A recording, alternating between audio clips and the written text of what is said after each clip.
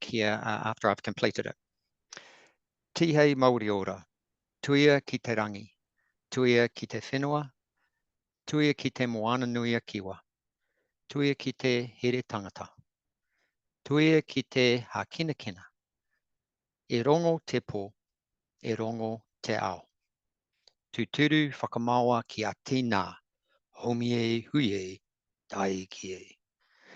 Kia ora koutou, and just to explain to you the karakia or blessing, which is an important tikanga for Māori in New Zealand and increasingly for all New Zealanders. And we use those to both open and close important hui or meetings and other gatherings where we come together. So the karakia that I just shared with you is very much about connection. And of course, this webinar is about connecting our colleagues across Canada and Aotearoa New Zealand with opportunities to engage and connect with colleagues in Europe through the Horizons Europe program. So the connection is indicated by the word tuia, and we connect, of course, through our skies above us, through the lands below us, and in our context, through the ocean that connects us, the Pacific Ocean.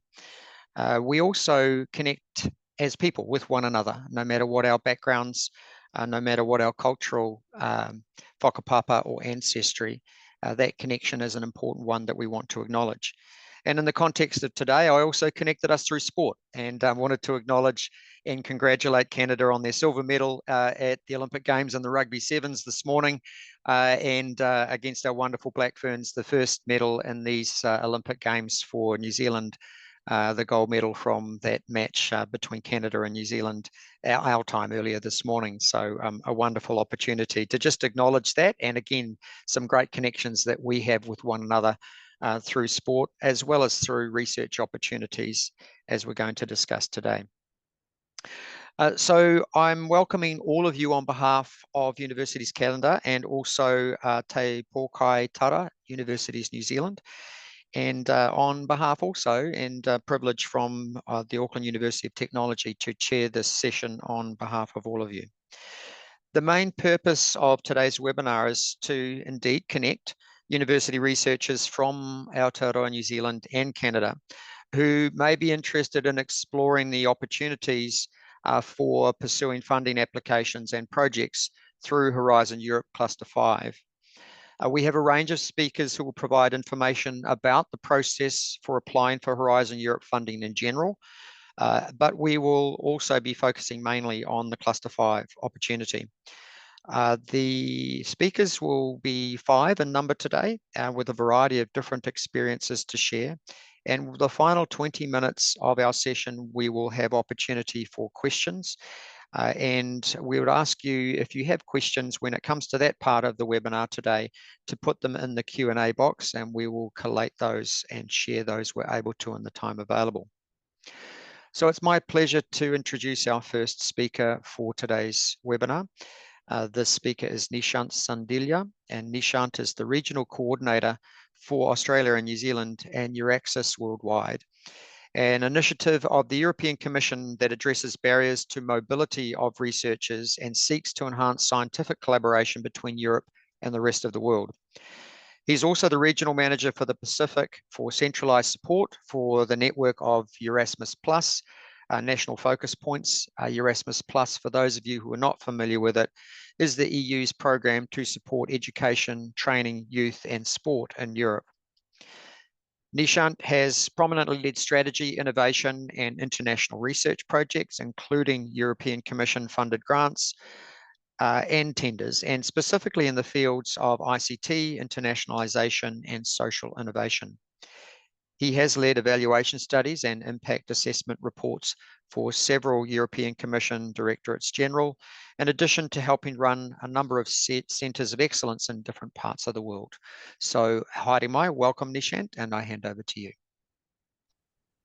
Thank you. Thank you very much for that kind of introduction. I'll quickly share my screen so that we can get going in the essence of time. I believe you should be able to see my screen right now.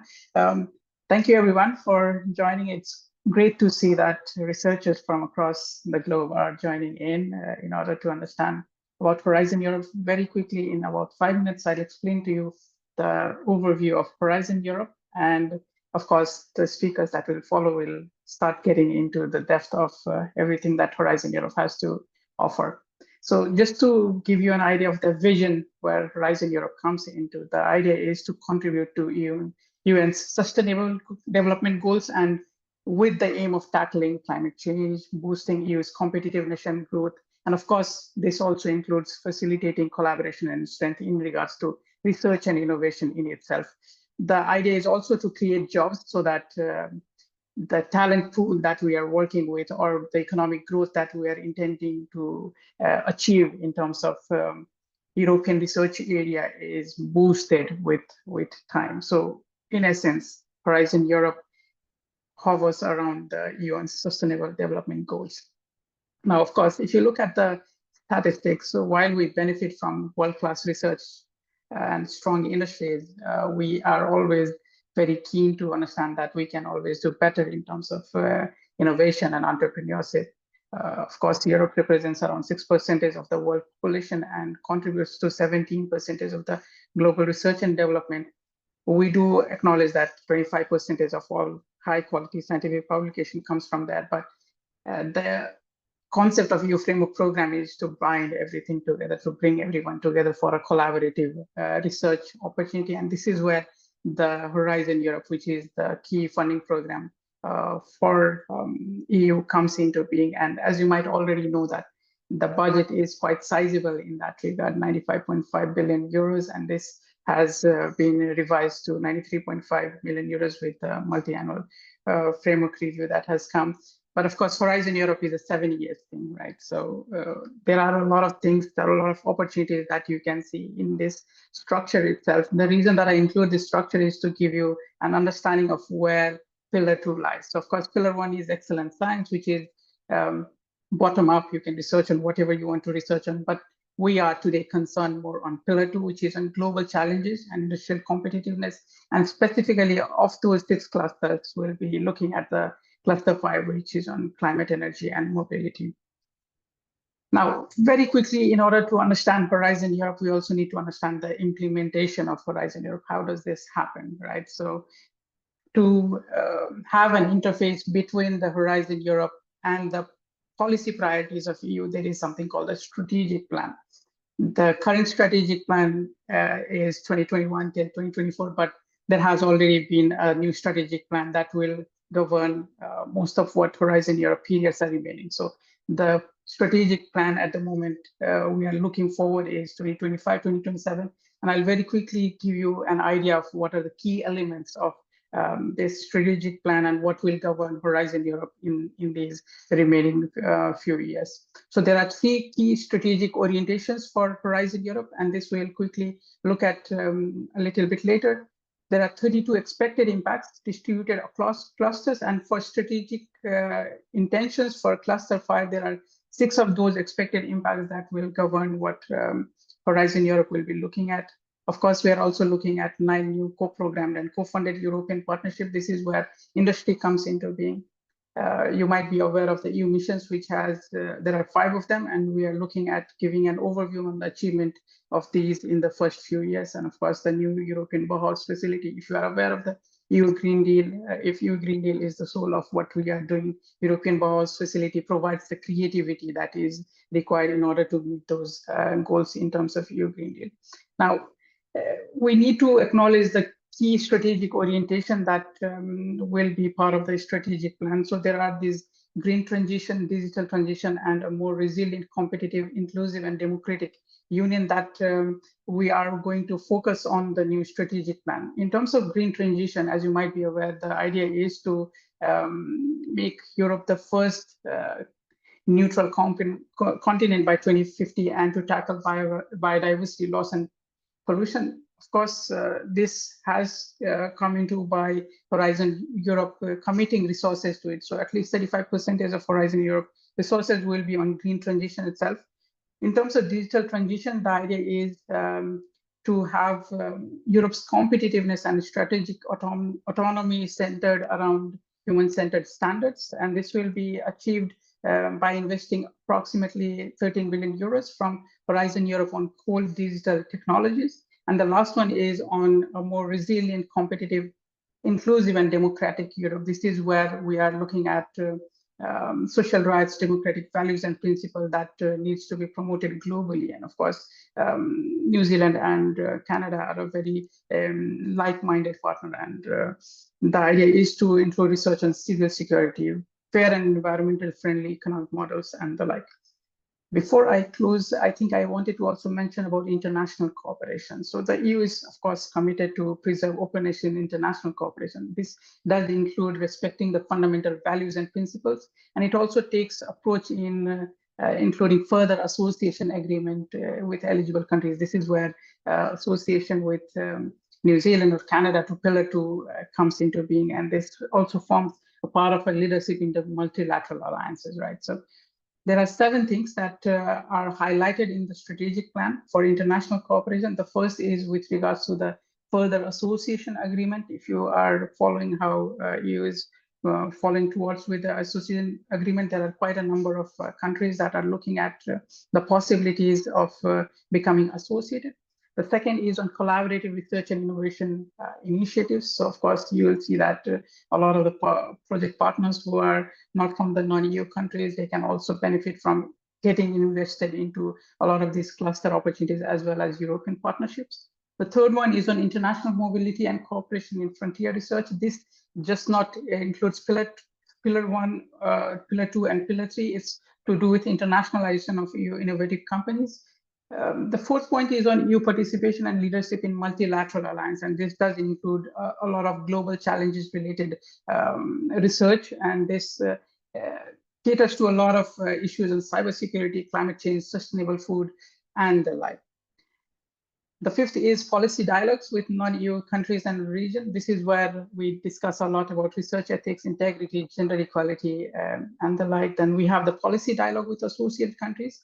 In the EU neighborhood, of course, the idea is to have alignment on science research and innovation with these accessing countries. And the last one is on science diplomacy to tackle geopolitical challenges. Of course, this does include a more strategic, effective, and resilient concept of EU's global outreach and impact. So these all strategic plan components that will govern international cooperation for the year 2025 till 2027. And you'll see that a lot of the activities that will stem out on Horizon Europe will follow this track. And you'll see from other speakers that they will also try to include what sort of opportunities are there coming out from these things in mind: green transition, digital transition, and the like. Yes, very quickly, thank you very much for listening to me, and I'll take questions, I think, at the end, but feel free to write any questions that you might have in the future. I'll be happy to respond to them. Thank you very much from my side. Kia ora. Thank you, Nishant. A lot to cover in a very brief period of time, so I appreciate that. Our next speaker is John Creech. John is the Program Manager for Horizon Europe here in Aotearoa, New Zealand, and he leads New Zealand's network of national contact points, as well as serving as New Zealand delegate on Horizon Europe Program Committee. John is based in the International Science and Partnerships team here at New Zealand's Ministry of Business, Innovation and Employment, which holds the science, innovation and technology portfolio for the New Zealand government and is New Zealand's largest public research funder. Welcome, haere mai, John. Kia ora, Mark. Thanks very much. I'll just share my screen as well, and hopefully that's all working. Someone will shout at me if it's not, I hope.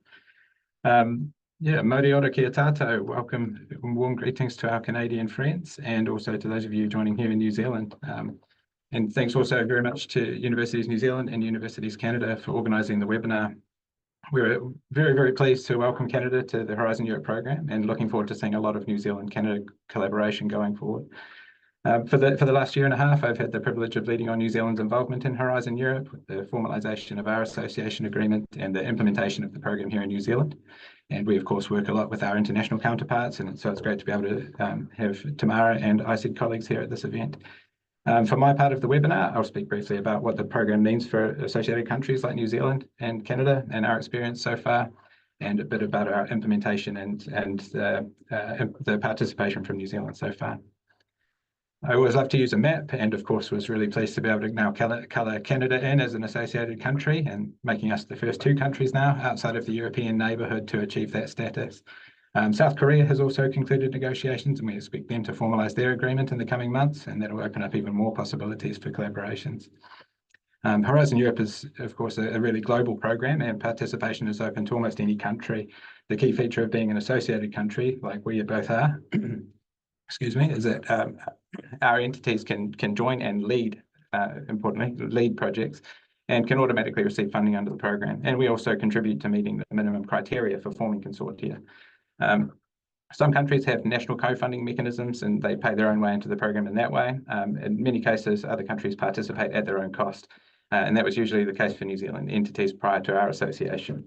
I think the other thing that this map really well illustrates, though, is that New Zealand and Canada can both play a role as regional connectors. The orange colour here also shows the low to middle income countries that can automatically receive funding without needing to formally join the program. For New Zealand, that particularly includes our Pacific neighbours, where we hold lots of important relationships, and we can use our increased involvement in the program to benefit those countries as well. So I won't go into any detail about the next couple of slides, but it just show that broadly the structure of Horizon Europe as a whole. Of course, both of our association agreements cover just Pillar 2 in the middle, which is the really impact-focused collaborative research part, which is aimed at addressing global challenges. It has more than half of the budget of the entire program. It's worth noting that there are still really important opportunities that you should pay attention to outside of Pillar 2. You can still participate there, but that's still a topic for another day, perhaps.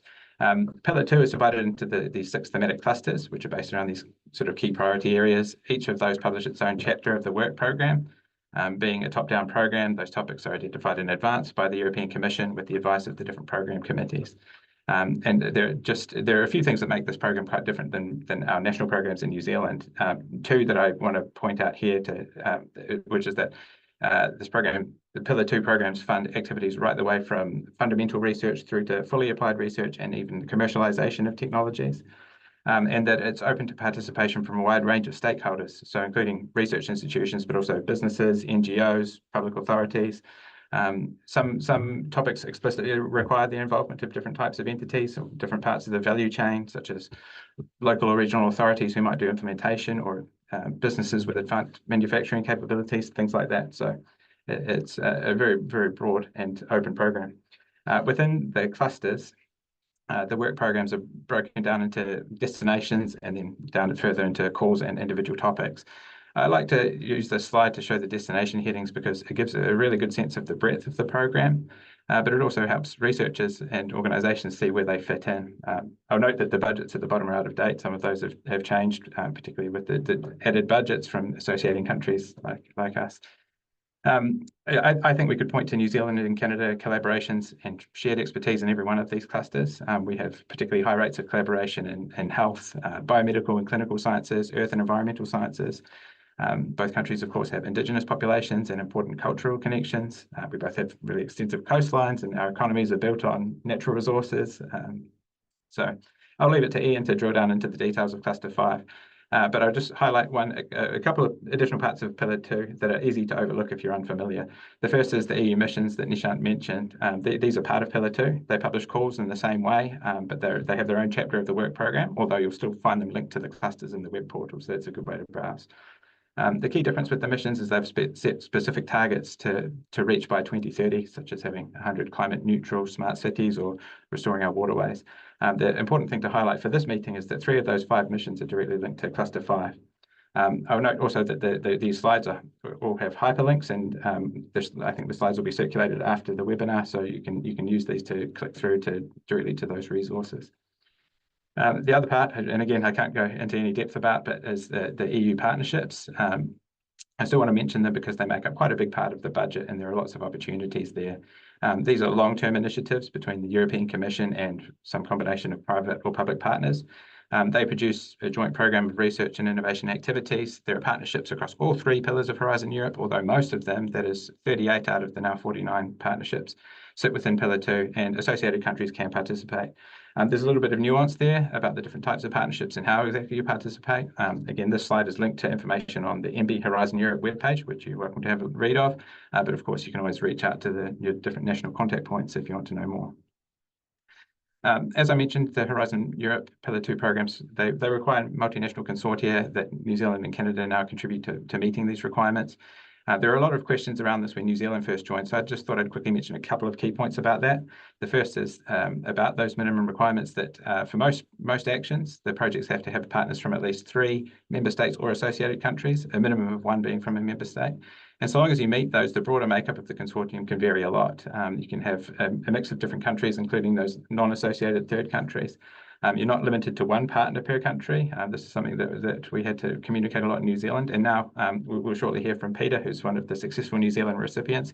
And that's in a project involving 4 New Zealand entities, including 2 universities, a business, and a local council, the city council. So yeah, the last 18 months for us has been extremely busy with standing up the program here in New Zealand. We've connected with many thousands of our researchers and organisations to help them engage with the program. We've seen small and large businesses, including startups and Māori-owned businesses, local and central government agencies, as well as, of course, our traditional research organisations participating. We've been actively participating in those program committees that advise the Commission on the operation of the program, and we'll be glad to have Canada joining us there very soon. And since we have some New Zealand attendees here, of course, I'll just briefly mention that we have this Horizon Europe top-up funding that we're providing, which is really just to account for the differences in the way we fund our research organisations in New Zealand. We've provided that top-up funding to ensure that our organisations can meaningfully and cover their overhead costs. So that's what that's about.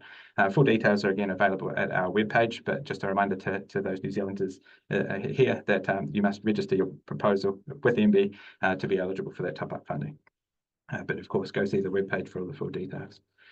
A key part of the implementation, of course, in all participating countries is the establishment of a network of national contact points who promote and publicise the opportunities and assist the community on how to operate in the program.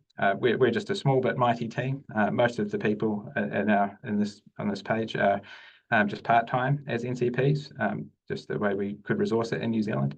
We took the approach of appointing subject matter experts from across our research community who already very well understand our funding systems and come preloaded with a lot of experience, but also great networks both here in New Zealand and internationally.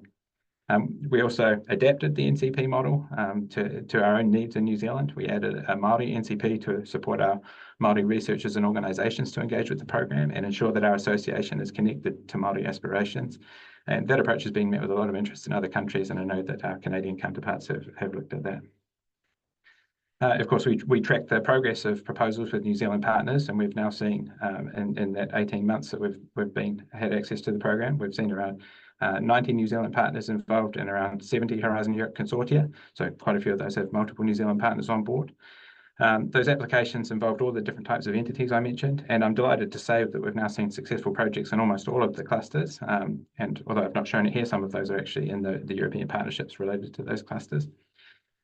So far, we've also enjoyed a very good success rate, currently sitting around 26%, which compares really well with the average of around 20% across the Horizon Europe Pillar 2 programs. But also very, very favourably against the success rates in our own national programs. So that's going really well. The scale of that involvement is actually quite staggering. The consortia that I meant across all those applications have applied for over 400 million euros in total funding, which is just a bit mind-blowing here in New Zealand. But the successful projects have been awarded almost 130 million euros in total funding, with sort of close to 6 million euros of that going to New Zealand partners. We only discuss those projects once they've signed a grant agreements and done their contracting with MB, but the list of those ones that have reached that point are listed on the MB webpage. So you're welcome to go and have a look at those. Their page also links to the public information about those projects in the European Commission's Quartus database. You know, the breadth of the projects we've seen funded already is really impressive. They cover things from digital interactive health and infectious diseases to social inclusion, democracy, digital technologies for plant health, and of course, disaster and climate resilience, which we'll hear a bit about later on. And then just one final note, of course, being from an international science partnerships team, we really pay attention to the international partnerships aspect, and the level of international collaboration being generated through our involvement in Horizon Europe is fantastic. The successful projects involve well over 100 partners from around the world, and those will create lasting research partnerships that will extend beyond the Horizon Europe activities. And even the unsuccessful applications create those important connections you have to build the consortium to put in an application, and those will lead to further collaboration too. I'm also really happy to point out that we've already seen 4 proposals with Canadian partners on, and one of those is successful, which is in one of those health partnerships as well. So I'll wrap it up there. I'd say New Zealand's experience in Horizon Europe has been overwhelmingly positive so far. We're really looking forward to seeing increased New Zealand-Canada collaboration through the program, and of course Canada joining us in the co-creation of the next work programs, which we'll hopefully see early next year. Happy for people to reach out with any questions, and I'll be here at the end if anyone wants to ask anything in the session, but you can also reach out by email. And then, yeah, looking forward to hearing from the other presenters. Thanks very much. Kia ora. Thanks very much, John, and thank you for your leadership of your team and support of the successful start that we've had over 18 months involved in Horizon Europe. Kia ora. Our next speaker is Ian White. Ian is a Professor of Environmental Planning and the Assistant Vice-Chancellor Impact at the University of Waikato here in Aotearoa, New Zealand. He's also a visiting academic at the University of the Sunshine Coast in Australia and the University of Manchester in the UK. As referred to by John, Ian is our national contact point here in New Zealand for Cluster 5. So over to you, Ian. Tēnā koe, Mark. Could you start the slide share, please, Sean? While that's just loading up, can I just say how happy we are to see Canada join us in Horizon Europe? We joined last year, and it was a little bit like being the new kid at school. You had all these existing friendship groups, different language to learn, and all these customs. And I think one of the challenges our researchers have had is breaking into those existing networks. So to have another new kid at school where we can develop our own consortium and invite others to join is brilliant. I'm going to talk about 3 things today. I'm going to go quite fast because I know some of you, this is new. Some of you might know a little bit more about it, but I'm going to introduce Cluster 5. I'm going to talk a little bit about what's coming up, and then a little bit more about constructing a consortia. And these are basically tips and advice we've picked up over the last year or so about what works. I think the other thing to stress is I'll be bringing a bit more of a researcher perspective. So I've held 3 EU grants with others, and so when I put this presentation together, I was thinking, well, if I was sat where you are in the audience, what would I want to know? So could you click onto the next slide, please, Sean?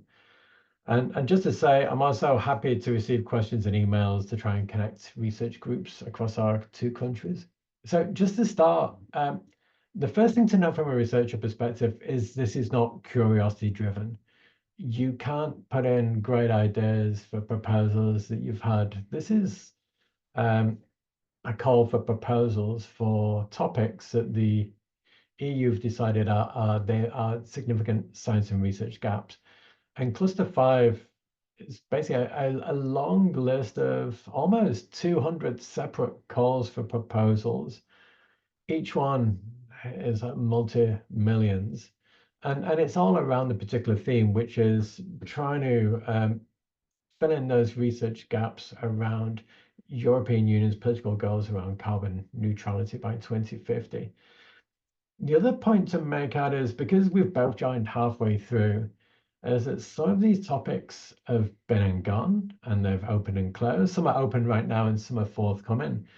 So what I'm going to do, I'm going to talk a little bit about what's open right now and what's forthcoming, to give you an idea of if there's something impending that you need to be understanding. But really, I think the main point here is that there's a sequencing, and to be aware of the portal and how you navigate that to see what's coming up.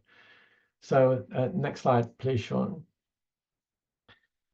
So where do I start? So the good news about Zoom conferences is everyone's in front of the computer. So what you can do, you can open up a search screen and just Google Horizon Europe Funding and Tenders portal, and you'll come up to the main portal, which has the big list of all the projects that have been and gone and which are open right now. And then you can filter on the search bar on the list by Horizon Europe or particular clusters, or even by open and forthcoming. So what I tend to do is do keyword searches. I find that's really useful. And then just click on open and forthcoming, and then you get a sense of what's coming up. Now, I did do some initial work just to give you an idea of what is open and forthcoming, so you don't need to do that right now. So, Sean, if you can just click twice, please. We've got these current calls which are open and they close on the 5th of September. I put this in just so you can see what's coming up, but really the timescale is really short for that. So unless you've got something in track, that might be difficult. But we've got destination 2 and the topic 2, which is basically around batteries and cell development and that kind of aspect. And then if you click again, Sean, we've got destination 6, which is then we shift to the mobility aspect. And this is where you see why we have the clusters, I think. So climate, energy, and mobility makes an awful lot of sense if you've got political goals around transition in an economy, because you've got to look at energy, you've got to look at transport, and you've got to look at climate. And so our next call open is around sort of safe, resilient transport and smart mobility. You can have a scan of those headings, and when the podder, you can click on them, and it's the equivalent of about a 2-pager. So you click on it, you get details of exactly what they're looking for and the kind of outcomes they might want, and so on. Okay, next slide, please. I thought this might actually be more useful than what's currently open. This is what's forthcoming. So this is open 17th of September with a closing date of the 4th of February next year. So you get a sense of how big your window is. And from the chats I've had with people putting consortia together, the advice is it might take maybe at least half, maybe even 2/3 of the time constructing the consortium, and only about a third actually writing the proposal and the actions, because it is very directed about what they'd like you to do and how. So that can be quite quick if you're responding to proposals. So we've got sustainable, secure, and competitive energy supply coming up, 13 calls, and then we have, if you another click, please, Sean. We also have the probably slightly smaller 5 calls around efficient, sustainable, and inclusive energy use. And that's all in the Built for People partnership, which is another unique feature, is where they involve sort of private sector actors in developing some of the research programs. So that's just an idea of finding out what is being funded and the kind of topic. So after this, have a play around with that portal and you get a sense of what's coming up and whether it might be for you or your research team or not. But I also wanted to cover about building a consortium. So if you can, next slide, please. The first thing to consider when putting a consortium together is the technology readiness level. So this is a thermometer kind of metaphor where the top is commercialization and the bottom is more blue skies research. And each call would have an expected technology readiness level on it, and then what it might be after your program is finished. So the idea is that your project would advance along that. So if you're looking at technology readiness level 6 and advancing to 8, by the time you finish, you're looking at some kind of commercial partners will be able to do those activities around demonstrating, piloting, or looking at markets or those kind of aspects. So the technology readiness level, which is on the actual the bid, gives you an idea of who you might need on the bid in order to respond to it accurately. And for the next slide, you've also got to think about the kind of impact you might want to achieve. So this has been a slight difference from what we're used to within our domestic funding programs. Is the EU have a much broader understanding of what impact is. They have 9 impact pathways, which are split between scientific impact, which we're probably all familiar with, publications and so on. And then social impacts, policy, benefits, uptake, community aspects, things around barriers to use or transition. And then economic factors, which is, as Nishant said at the start, there's a big growth element here about better jobs and investments and that kind of aspects. So the point here about constructing a consortium is that you need to think which research groups you might need to add to yours to be able to demonstrate impact in those particular areas. So you might need a social science if you're Think from a STEM perspective, for example. Next slide, please, Sean. The other aspect which is quite useful is GreenNet is a network of the NCPs in Cluster 5, and they've done some foundational work around industry partners. So they've created a stakeholder directory, and you can click on that link and you get to it. And it's a big list of stakeholders who are keen and interested and available to participate in Cluster 5 work, and how they might, what kind of areas they might cover. So you can search and try and find the industrial partners if you haven't got those already. And then click, please, Sean. And then for the next bit, you have a similar kind of document depository, which allows you to position your bid accurately. So this is all the EU strategic documents, proposals, visions, and sectors. So you can filter that, and you can make sure that how your bid is structured is really being quite precisely targeted on what you think politically is really desirable. Next slide, please. The other thing which is really useful is just working out, well, who else is active in my area in Europe? There's a couple of ways you can do this. The first thing is to register as a reviewer. So you can go on the portal, work as an expert, click on that, and you can register as a reviewer of proposals.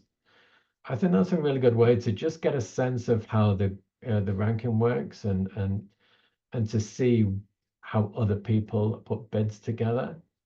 But the next thing which is really important, if you click, please, Sean, is Cordis. Now, John mentioned this previously, but this is a fantastic resource. For those of you not sure what Cordis is, you can just Google Cordis Europe, and it will bring you to that website. And this is the big repository of everything that's been funded. Previously, you can search by topic headings, and it's just fantastic from a researcher perspective. You can see which research groups are active in your area, who have received multiple successful projects, who you could be putting a bid together with, all those kind of things, who you might reach out to think long-term about your next sort of 2, 3, 4, 5 years, who you should be linking more with. And playing around with Cordis, even like for an hour or so, is a brilliant use of your time, because even if you don't put an EU bid together, there's just so many fantastic ideas for your domestic or national research program that you could get inspired by. And then next slide, please. And then just to finish off, if I'll pass back to Mark, is just the key messages to take away, because I appreciate this is quite a lot of information to download. And so if there's a couple of things just to suggest, it's just play around with the Horizon Europe Funding and Tenders portal. Get a sense of what's been and what's gone and what's coming up. And then at least you can find out how much time you need to spend on this, because everyone's busy. I think the second point is that although I did flag up what's open and what's forthcoming, actually I don't think that's as useful as thinking more long-term around, if you want to be involved in EU projects, what would a long-term strategy of involvement look like around your own personal research panel, your research teams, around these new international collaborations? Who do you need to work with? How do you need to position yourselves for future consortiums over the next 5, 10 years, never mind the next sort of 3 months? So that idea about developing your networks, we've got quite an international workforce in Aotearoa, New Zealand, and I'm sure those in Canada as well. There's also been a lot of international mobility of academics, and so there's probably a lot of partners and that you've got already on working relationships.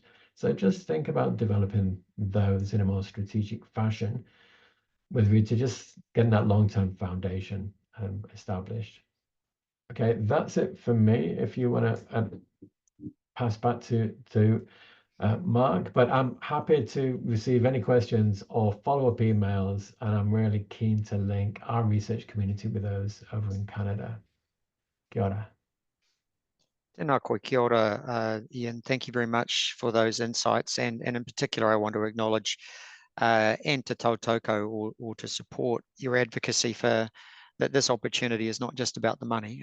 It's in particular about the relationships we can build and some of those things that we can make a difference in terms of some of the challenges that we are facing as a global community. And so I appreciate you offering that perspective with regard to Horizon Europe, and that's I think a really helpful framing for it. Our next speaker, and Heidi, my own welcome to Tamara Sohn. Tamara is the Horizon Europe National Contact Point Coordinator for Canada. She works for the Department of Innovation, Science and Economic Development in Canada, the ISED, and is the analyst responsible for the implementation of Canada's association to the Horizon Europe program. She has been working in the Canadian government as a policy analyst since 2009 and has worked on a wide range of roles in public safety, public service and procurement Canada, as well as ISED. She has an undergraduate degree from Queen's University in politics and 2 master's degrees, MA in Pacific Studies from the University of Victoria and an MPA from Queen's University. Heidi Mai, welcome, Tamara. Hello. So Sean, if you can share my screen. Thank you.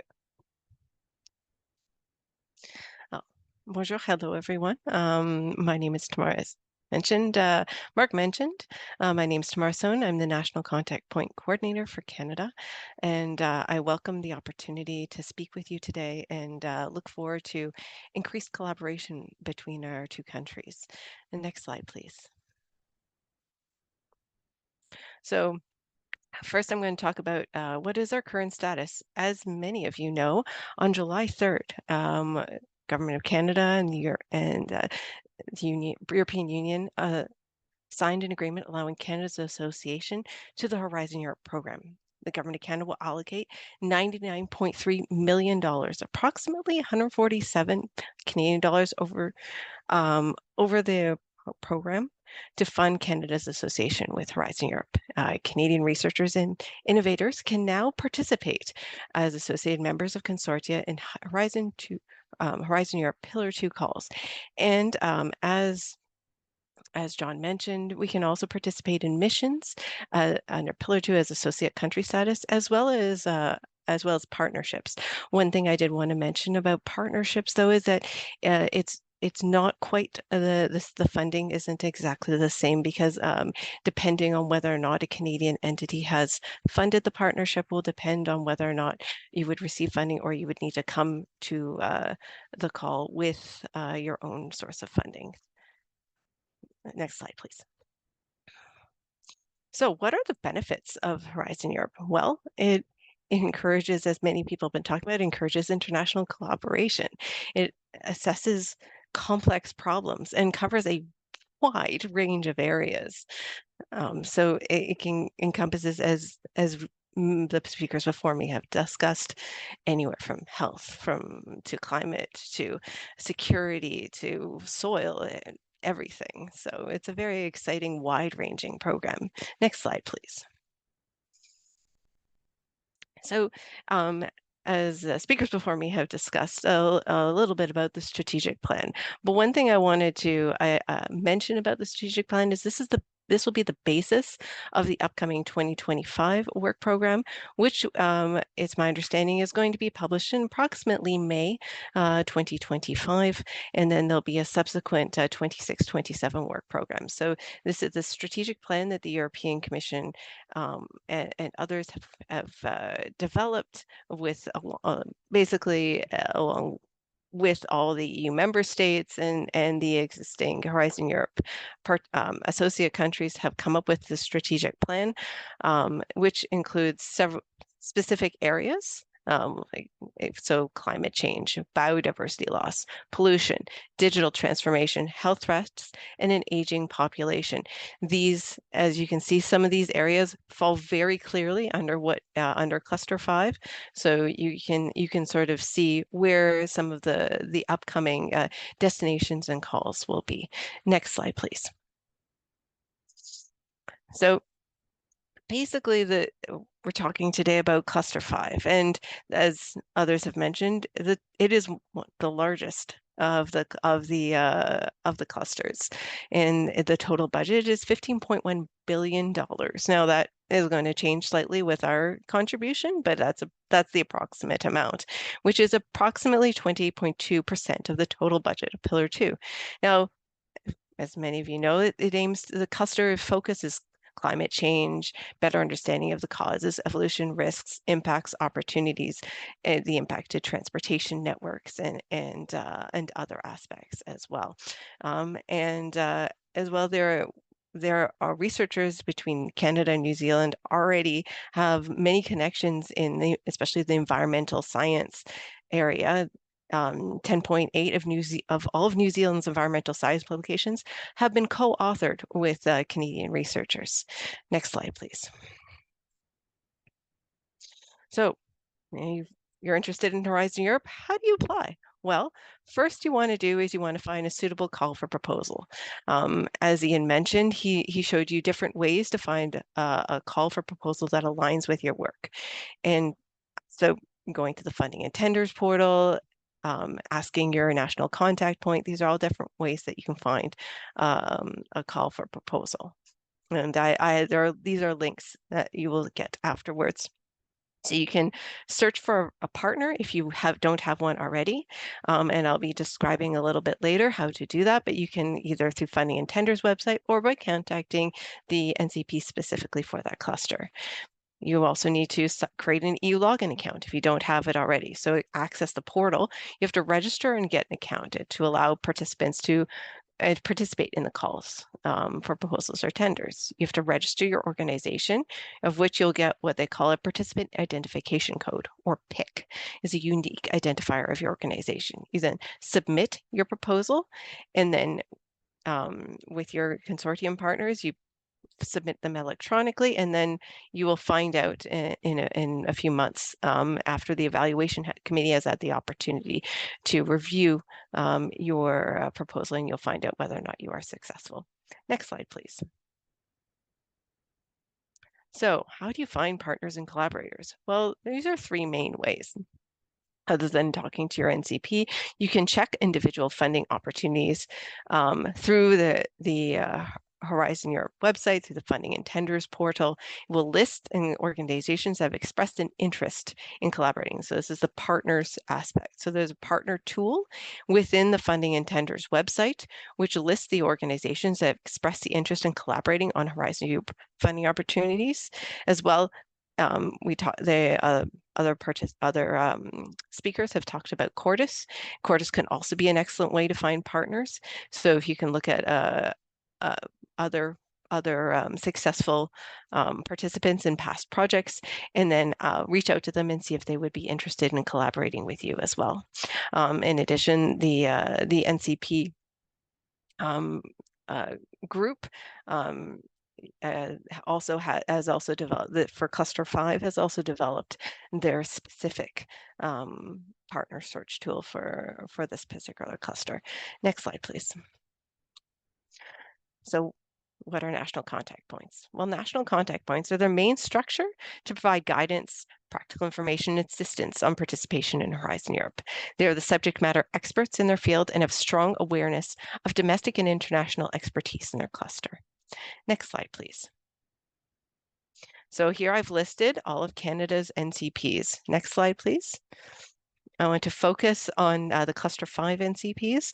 Right now, we have 5 Cluster 5 NCPs, 2 from the ECCC, so that's the Environment and Climate Change Canada Department, 1 from Transport Canada, and 2 from the National Research Council.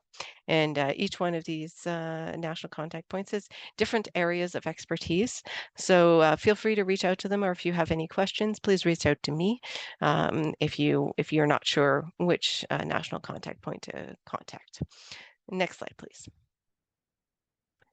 So if you have any general questions, we have a ISED, Innovation, Science and Economic Development Canada, has a dedicated webpage for Horizon Europe. We're updating it frequently. And so if you can go there for the latest information. If you have a general query, we have a generic inbox of which our team will respond to your questions, and that's the best way to contact us. Next slide, please.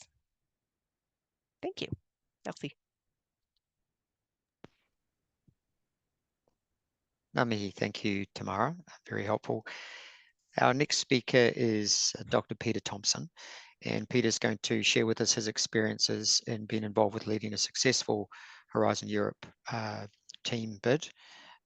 Peter has recently rejoined the academic world after more than 25 years in commercial software development for building environmental physics simulation at IES and Autodesk.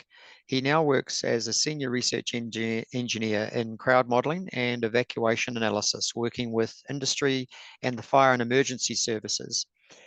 He also works on the Minority Research Project, which is one of the first successfully awarded Horizon Europe projects where a New Zealand cluster is funded as part of a project consortium within Cluster 5.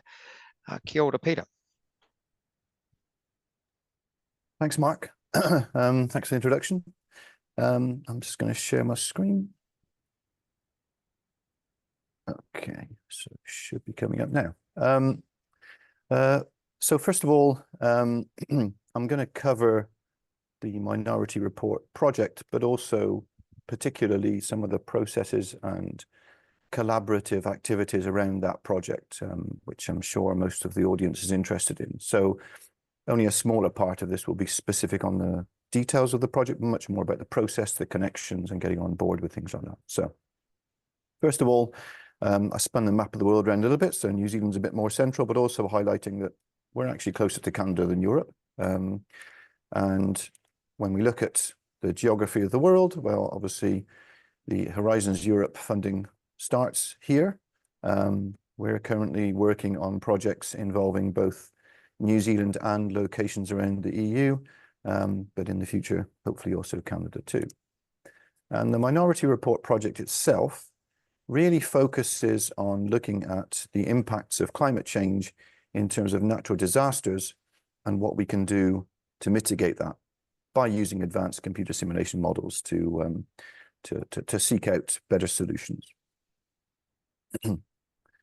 So today I'm going to cover first of all, a quick project overview about what Minority Report is, and then also first block about applying and our experience finding the right call and partners in the project, the process of planning out your project and making that application.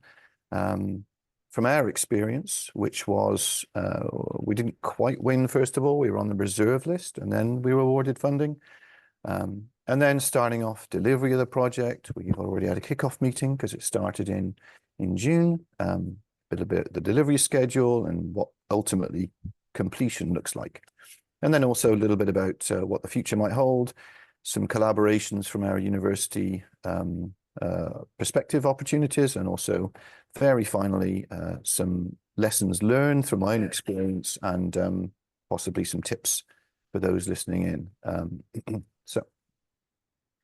First of all, the project itself is to, at its base level, evaluate the future climate-related possibilities of disaster events, which are a consequence of climate change and the globally changing environment. First of all, we're going to use really rigorously derived future weather predictions over time to look at changes in climate patterns.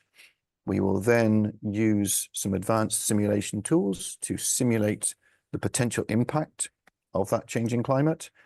And what's key to that is looking at things like heavy storms, flooding, the increased prevalence of wildfires, and consequential population evacuations as well. What you see up here in this window is a package called Woonity, which I've been involved with in the past, which is looking at, in this case, the growth of wildfire across the landscape. And also you see the lines, which are the traffic routes. So we see the really the increasing spread of wildfire, potentially breaching that transportation network and all of the consequential potential loss of life and property as well. We're also planning to leverage that in terms of flood modeling too. And ultimately, all of that in-depth computer simulation work will feed into risk maps through fragility curves. And those risk maps are simply highlighting, if you like, red areas of higher levels of danger where you either want to avoid building new properties or at least put in mitigation strategies. And we're going to help in terms of planning those adaptation strategies to mitigate the effects of these simulated scenarios, work with local councils and planning authorities, and build up new potential risk maps when those mitigation strategies are in place as well. So it's an interesting project. We're working with 3 councils around the world, one in Dublin in Ireland, one in Patras, Greece, and Wellington here in New Zealand. Dublin is primarily concerned with flooding, Patras in Greece, primarily wildfires, but also some flooding as well, and Wellington both primarily flooding, but also some aspects of wildfire which are in the greater Wellington area as well. And ultimately, after all that collaborative work, we will be holding workshops with members of the public and the councils and a whole list of stakeholders to share the outcomes of the investigations. There'll be publications, but also we'll be using this information to help inform new planning for those councils as well, and hopefully helping to build a kind of a safer and more climate resilient future. So really, that's a very top level overview of the project. I'm just going to take a quick step back here because the context of the project is the backdrop. In terms of looking at the new funding and accessing new funding, your first step and our first step was to find the right call. So in our case, the Horizon CL5, Cluster 5, 2023, solutions for identification of vulnerable buildings and people-centric built environment, and for improving their resilience in disruptive events and altered conditions in a changing environment. Now, it's key, I would say, and I know some of the speakers already have covered things to highlight, but number one, you want to definitely match your aims about what you want to do from research and research value, matching that quite carefully to the core. There's an awful lot of cores there, but you need to find a really good match. And then through that funding and tenders portal, both match the call and also through the various avenues already described, seek partners if you don't already have a network of pre-existing partners. One thing to mention on the note of partners, this is, if you like, a map of the partner members on our project. So we have an Ireland cluster headed up by the project lead, which is IES. Luckily, I already had a connection there because I worked for IES for quite a few years some time ago. And they play an important role because when I was at IES, we'd worked on 15 different European projects. And I would suggest it's that level of knowledge that is really key to be able to become a lead on these projects. There's a lot of administration. So institutions or organizations like IES, Integrated Environmental Solutions, who have that experience, I would encourage people to seek out a very experienced partner in that area. And they're just one example. I'm obviously familiar with them, but it was through them really that they helped coordinate all of this whole team to win funding. So we have a distribution of people across many different time zones, which is a challenge, but also one thing that helps in terms of winning grants is that you have a distribution of possible climates to look at as well.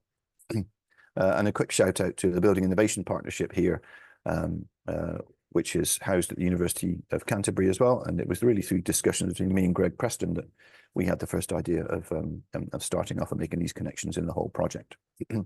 And in the New Zealand cluster, we have the University of Auckland, definitely Wellington City Council, who will be integral to data gathering and also carrying out some of these recommendations, and Urban Intelligence, who are helping us with the risk mapping. And I'm within the university's civil and natural resources department here. So once you've got your partners together, you need to start to plan your project and start to apply. Well, these templates are long and complicated, which is where the value of an experienced project lead comes in. The language can be very difficult to tackle, first of all, in terms of making sure what you put into these boxes really matches what the fund is looking for. And you need to make sure that you match all the requirements in a call, really, because it's competitive. And to give you a perspective, on our application, after we'd built up this consortium of 15 organizations and spent a lot of time in the application, we scored 14 out of 15. And you would normally expect to get accepted on that because it's a pretty high score.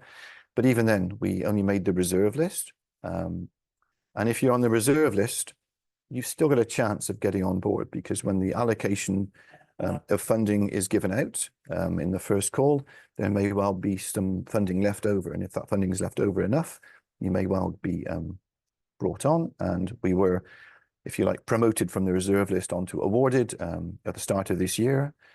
And the project started 6 months later. So it's been quite a rapid adoption after we were awarded that from the reserve list, if you like. But it's been very good so far. And we have more staff starting soon to carry out some additional work.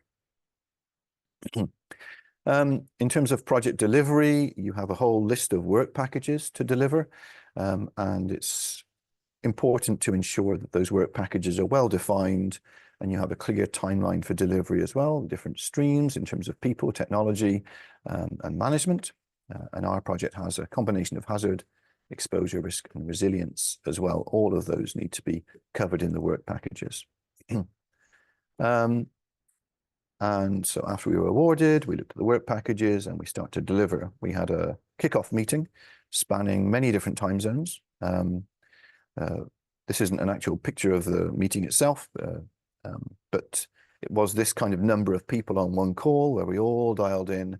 We had 3 days of 3-hour sessions to kick off everything and start to cover the technical depth of what we were tackling here, because each of these clusters in Ireland, Central Europe, and also New Zealand are all tackling those problems in challenging ways, and we'll be combining and integrating the best of our technologies through the duration of this project as well. So there's a lot of stuff to tackle here, but with a big win at the end of it in terms of making the whole infrastructure for that councils control hopefully much more resilient. And the kind of detail that you need to go into these plans of a project is really month by month, package by package, work package by work package, and which partner delivers what. Takes quite a long time to put these things together. So I would say you need at least 6 months to formulate a call. If you're looking at cluster calls at the moment and in the early stages, you need quite a few months to plan all this stuff out, because if it's not well defined and in good detail, you don't stand that much chance of winning. And in terms of finally striding towards completion, as you get through your project plans, some of the key deliverables, it's important to focus on those as you move through the project. There are key progress reports in our project every 6 months from month 6. You review the risk mitigation strategy, and that's actually from the project management perspective here, making sure that you identify any possible risks and mitigate the impact of those. How you manage the data, because the data management side on the EU perspective under GDPR is very important. And also, you also have to have a plan about IP management as well. And then finally, the project management as well. So while you have all the technology, it's important to understand there's quite an obligation on the management side here. And again, this is where having an experienced lead partner is really important. So last few slides are just to highlight a few areas in the civil and natural resource engineering department here at the university. At University of Canterbury, we have a number of areas, all of whom we're looking to collaborate with other people in Canada and the EU as well. So we have the fire engineering cluster, which I'm a part of, looking at wildfire simulations, adaptation to climate change, pedestrian traffic and safety analysis and simulations. And obviously that's a key part of the project that I'm working on at the moment. Daniel Nielsen and Andres Valencia are key contact points there. In hydrological and ecological engineering, we're looking at flood modeling. So Tom Cochran, Marcus Palov are key elements here. And that's, again, part of the project I'm working on, looking at the flooding analysis over large areas of landscape. And we're combining that flooding analysis with the wildfire analysis and also the traffic simulation as well, developing these digital modeling tools. Sustainable Energy Research Group, where we're looking at trying to get carbon negative power supplies and power into the system by combining things like bioenergy, geothermal cycles, and ultimately trying to deliver a network of energy delivery across New Zealand, potentially carbon negative or at least carbon neutral in that process. Really trying to use the best of what's available. Rebecca Peer and David Dempsey and Yannick Haas, there are the main contacts. And lastly, in the groups here, Complex Transport Systems Laboratory, looking at networks of traffic analysis, the green on-demand systems, electric vehicles and charging stations, traffic modeling and control.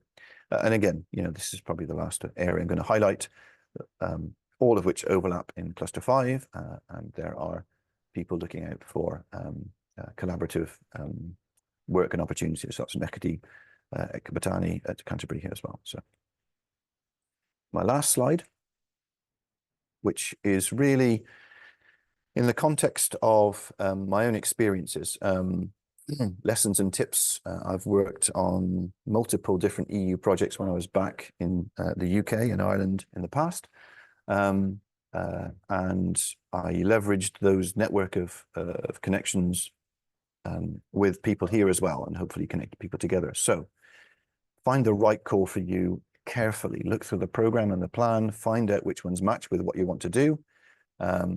Check to see how much funding is available per call, because that is upfront and clear, and also how competitive it is, because those the level of competition in those calls can be fierce, and it's not the same in every call. You can look at the stats and see how many people in that area have won those bids as a percentage of the applicants. Use your existing connections. That's probably going to be your first go-to call of the network of people you built up over time, and the partner search tool, which has already been highlighted. And I can't emphasize enough, make sure you have an experienced EU project lead. There's a very high level of administration in these projects. It needs to be very clearly delivered, and you need to fulfill the criteria on the pathway through these projects, both for the application process and delivery. IES, we probably wouldn't have won it without them, because they have people working full-time on these projects, as do other organizations in the EU. So it's a very intensive devotion to your time in terms of winning and managing these projects. And definitely you need to expand your consortium to make sure that you meet all the needs in a call. So typically 8 to 15 partners on these projects. So expect to have a large consortium to meet all the needs on each call. I would say budget carefully and early in the application process to make sure everybody gets an even slice of the pie. And one critical area is you need to be very clear about societal benefit in the work of your project, and also the high areas of research impact in terms of society, science, research, and connections. And lastly, I would say it is a very competitive process. You really do need to make sure that when you look at the call requirements amongst your partners in the consortium, in terms of delivery, you definitely need to tick every box and fulfill every criteria. Otherwise, you don't stand too much chance of achieving an award. And that's everything from my perspective. Feel free to email me if you want any more info on the project or some of these connections and processes. Thank you. Kia ora, Mike? Peter. Thank you very much for sharing your experience and of engagement, and also by role modeling the opportunity to build collaborative partners, and appreciate both you sharing what you've done and also signposting opportunities for the future as well. So kia ora to that.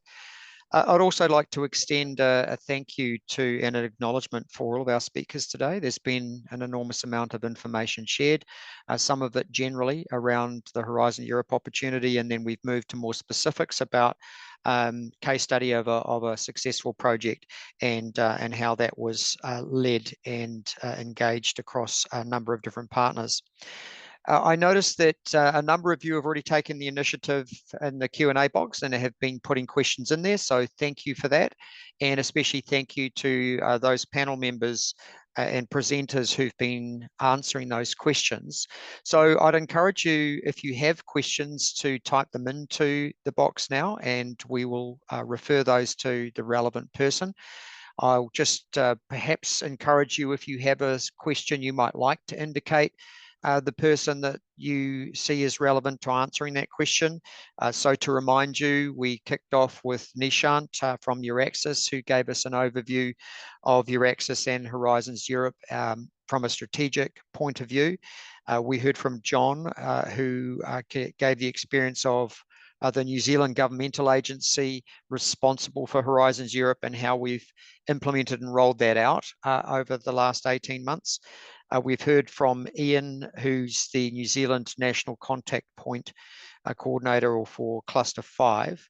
We've heard from Tamara from Canada, from the Canadian government perspective in coordinating the new opportunity that sits with Horizon Europe now.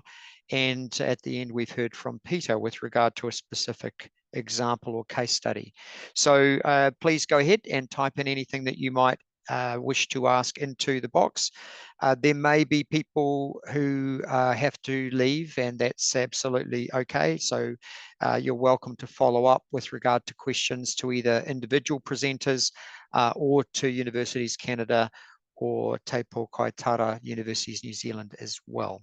So I'll just pause at this point, and then we'll just see around questions.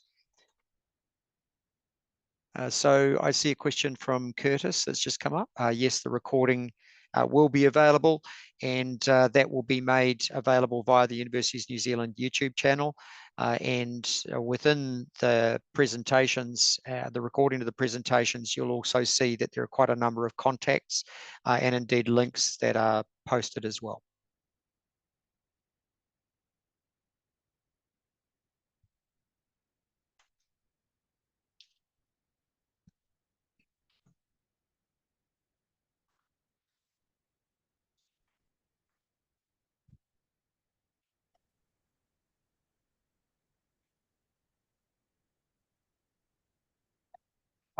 Perhaps I can answer the question.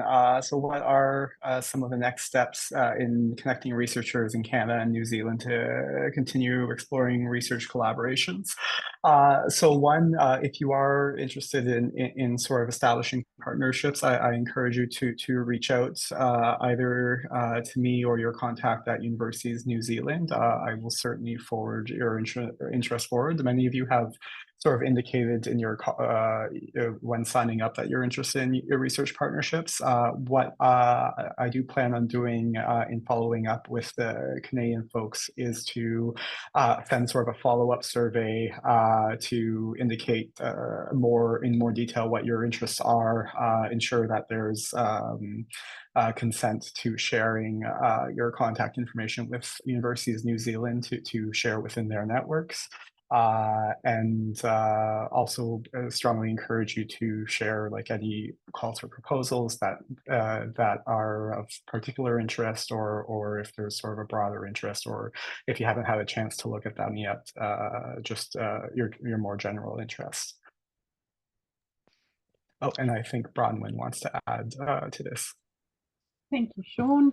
Yes, just to iterate that the same approach will be taken for New Zealand attendees. Thank you very much for completing the detailed information that was required to register for this event. We'll be using that information that you provided to, I guess, help connect you with the right people, particularly those who had indicated specific areas of interest. So we'll be working with that information and working with Universities Canada in due course. Thank you. Kia ora. Thank you, Sean. Thank you, Bronwyn. I see that there is a question that's up in the Q&A box from Chantel, but I also note that both Ian and Peter are typing answers. So if either Ian or Peter might find it more efficient to just unmute and share their answer rather than continue typing, please go ahead and do so. Go ahead, Ian. What I was going to say was that the SHUD is basically really useful in interpreting a call. It tells you exactly what the evaluators will be looking for. The call says it should achieve this and that kind of thing. So anything, the language is very, very specific and in every call. So you just need to forensically go through that, look at the strength of words, should or could, for example, and the shoulds just should be part of your aims and objectives. You can demonstrate to an evaluator who's looking through, yes, this is a should, and this is how we're hitting that within our proposal. And just, yeah, to reinforce that, I would say you can pretty much read into that should. You really need to, if you stand any chance of hoping to win the bid, I would say. Yeah, I mean, if it says you should be doing this in the application, you really need to make sure that that's what you're going to do. Yeah. Did Bronwyn have your hand up, Bronwyn? No. Apologies. Okay, no problem. Perhaps I'll just, if I may, add something on that previous point as well. You'll often see within the topic descriptions that they refer to various EU policies and strategy documents. I definitely encourage you to go and read those and refer to them in your proposals, because that's really important to link the outcomes of your project to those different policy objectives. Thanks very much, Peter, Ian, and John, for your answers to that. Chantal, hopefully that gives you some guidance with regard to the question you posted in the Q&A box. So we have no further questions currently. I don't see any others being typed. So can I just offer for any of our presenters, or indeed Sean, for anything that they haven't had the opportunity to share yet that they'd like to before I draw things to a close?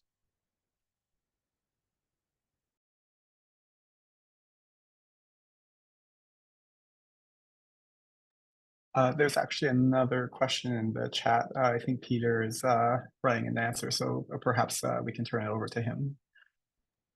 Oh yeah, sure, thanks. Again, from my previous experience when I was in the EU, the question is, does New Zealand use consultants for project preparation and management? It's the case across the whole EU funding mechanism. From what I've seen in terms of the successful applicants, is that either companies or organizations who have people mostly full-time on these kind of processes and applications will pick it up and drive the application process, or people use external consultants. It's usually one or the other.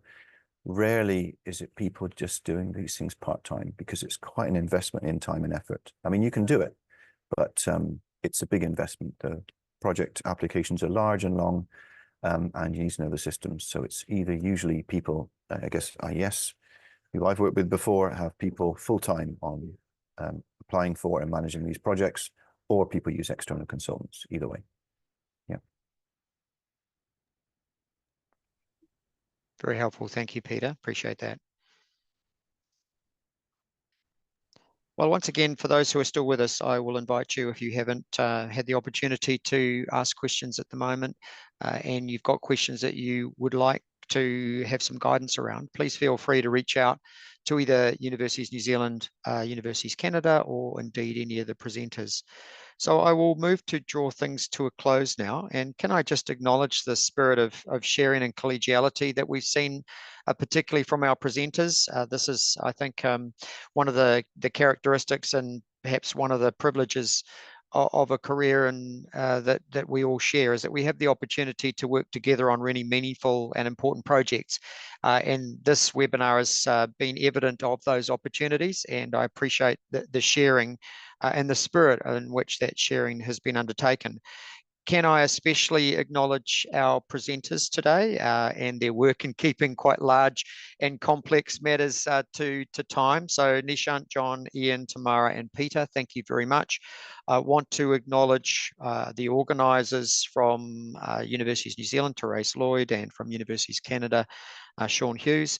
Can I also acknowledge our translators who've been working behind the scenes on our behalf, and also those who've chosen to register and attend. We had around or over 340 from Canada and over 80 from Aotearoa New Zealand here attending this webinar. So that bodes well for opportunities to continue to build the relationship between Canada and New Zealand in this context in Horizon Europe.